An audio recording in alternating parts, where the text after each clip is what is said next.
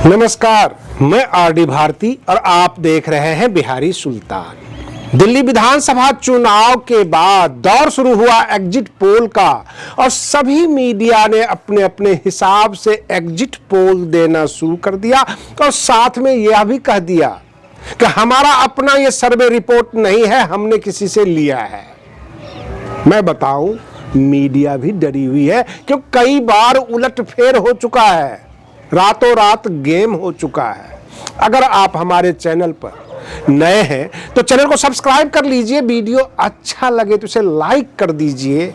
नीचे काले में सब्सक्राइब लिखा हुआ है और बहुजन समाज के लिए बिहार चुनाव काफी प्रमुख है जो अक्टूबर 2025 में होना है और हम आपको आंखों देखा हाल बिहार के बहुजन समाज का हकीकत आपको दिखाने वाले हैं। इसलिए तमाम दर्शकों से ये कहना चाहता हूं कि नीचे जो काले में लिखा हुआ सब्सक्राइब, उसको सब्सक्राइब बटन दबा दीजिए। कोई पैसा नहीं लगेगा, फ्री का है और आप तक नोटिफिकेशन पहुंचता रहेगा, आपको वीडियो मिलता रहेगा।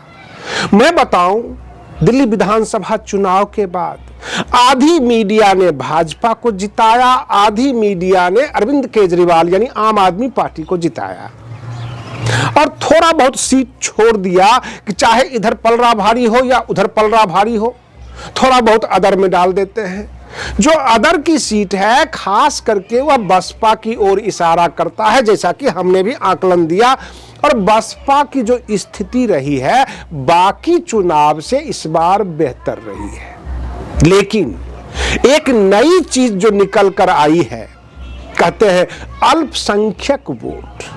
एक नेशनल डिबेट पर एक व्यक्ति आते हैं, मौलाना रशीदी। मौलाना रशीदी अक्सर भाजपा से सवाल पूछते हैं, भाजपा प्रवक्ताओं से जूझते हैं, लड़ते हैं, लेकिन दिल्ली विधानसभा के चुनाव में उन्होंने बकायदा वीडियो बनाया और वोट किया भाजपा को। जब उनसे पूछा गया आपने भाजपा से पैसा लेके ये काम किया अथवा अपने आप को वायरल करने के लिए ये काम किया, तो उन्होंने एक राज की बात बताई कि मुसलमानों को विपक्ष डराती है, धमकाती है, ये कहती है भाजपा को आप हराने के लिए बने हो, भाजपा को हराओ, आपके हक अधिकार छीन लेंगे, संविधान खत्म करने जा रहे हैं, इसलिए मैंने वोट किया ताकि वोट देकर अपना हक मांगूंगा, भाजपा से कहूंगा कि मैं तुम्हारा मतदाता हूं, इसलिए हमारे हक अधिकार का भी तुम चिंता करो।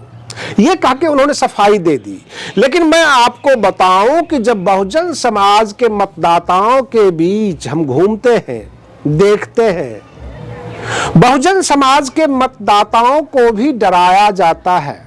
बहन मायावती जी जो बहुजन समाज पार्टी की राष्ट्रीय अध्यक्ष है, ये तो क्लियर कहते हैं कि मैं अम्बेडकरवादी हूं और मैं तुम्हारे हक अधिकार की रक्षा करूंगी।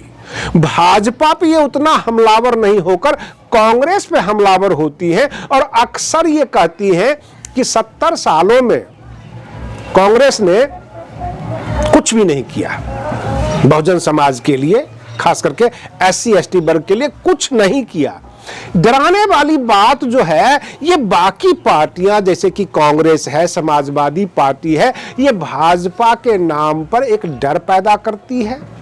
ये कहती है कि संविधान खतरे में है, आपके हक अधिकार छीन लिए जाएंगे, हम आपको बचाएंगे। बहन मायावती जी जब बहुजन समाज में जाती हैं, वो ये नहीं कहती हैं कि हम आपको बचाएंगे, वो सीधे कहती हैं कि हम आपके ही हैं, ये हक अधिकार हमें अपने आप को बचाना है और हमारे साथ कांग्रेस ने छल किया है 70 सालों से, 80 सालों से, जब से देश आजाद हुआ, जब से संविधान बना, जब से डॉक्टर भीमराव अंबेडकर ने अपना थीसिस, अपना सिद्धांत दिया, उन सिद्धांतों को कांग्रेस ने पूरी तरह से पालन नहीं किया, संविधान की पूरी तरह से पालन नहीं किया और जिससे बहुजन समाज की यह स्थिति बनी हुई है।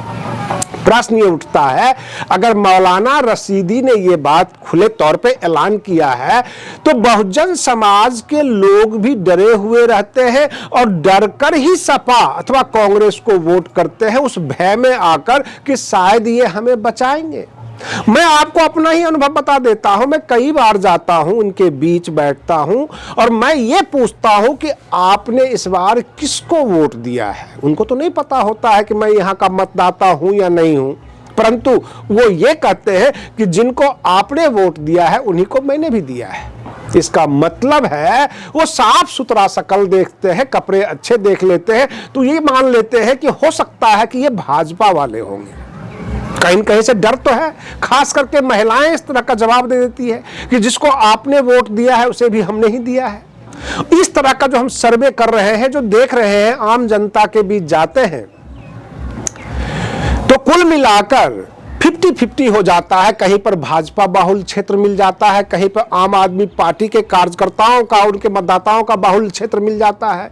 सब अपने अपने हिसाब से बताते रहते हैं। लेकिन इस बार इस बात की क्लैरिटी हो गई कि बहुजन समाज के लोग निर्भीक होकर, भयमुक्त होकर बहुजन समाज पार्टी को वोट किया है। वोट प्रतिशत गारंटी से बढ़ेगा और ज्यादा अच्छा खासा बढ़ेगा। सीट कितनी निकलती है यह केवल अंदाजेबाजी होगी और परसों सब कुछ क्लियर हो जाएगा। 8 तारीख को रिजल्ट है, तो परसों साफ साफ हो जाएगा। और इस बार दिल्ली की असेंबली में बसपा के भी विधायक होंगे, ऐसा प्रतीत हो रहा है। चारों तरफ से जो लोगों की रुझान बता रही है कि हमने बसपा को वोट दिया, हमने बसपा को वोट दिया, जो भी लोग कह रहे हैं, उस हिसाब से एक आकलन लगाते हैं कि दिल्ली की असेंबली में बसपा के विधायक नजर आएंगे। इसी बीच देश स्तर पर बसपा की जो है मांग उठी है, बसपा की जो है डिमांड बढ़ गई है। बड़े बड़े नेता ये अब सोचने लग गए हैं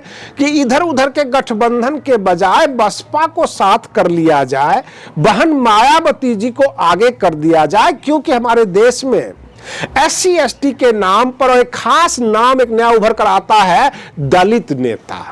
आज तक आपने ये नहीं सुना होगा कि ब्राह्मण नेता, सवर्ण नेता या किसी खास जाति के नेता। लेकिन अगर आप SC/ST से हैं और आप नेता हैं तो आपके नाम के आगे ये लगा दिया जाता है कि दलित नेता। और कई दलित नेता बनने लग जाते हैं। वो सीधे कहते हैं कि बहुजन समाज का ठेका तो मैंने ही ले रखा है, जिधर मैं जाऊंगा उधर बहुजन समाज जाएगी। लेकिन यह भी सत्य है कि बहन मायावती जी एक ब्रांड है और इस ब्रांड को लालू प्रसाद यादव जी समझते हैं, नीतीश कुमार भी समझते हैं। लेकिन नीतीश कुमार या भाजपा समझ ही लें तो क्या होगा, भाजपा के साथ तो बहन जी जा नहीं सकती। नीतीश कुमार भाजपा के पिछलग्गू हैं और चिराग पासवान को भी कुछ नहीं समझते हैं और जरूरत भी है। तो उधर बिहार विधानसभा का चुनाव का जो है शगुफा शुरू हो गया है, लोग दौड़ने लग गए हैं। हो सकता है कि बहन मायावती जी की बड़ी डिमांड हो जाए बिहार के अंदर। आज के लिए बस इतना ही। आप बने रहिए बिहारी सुल्तान चैनल पर। हम फिर मिलते हैं अगले वीडियो में, तब तक के लिए धन्यवाद।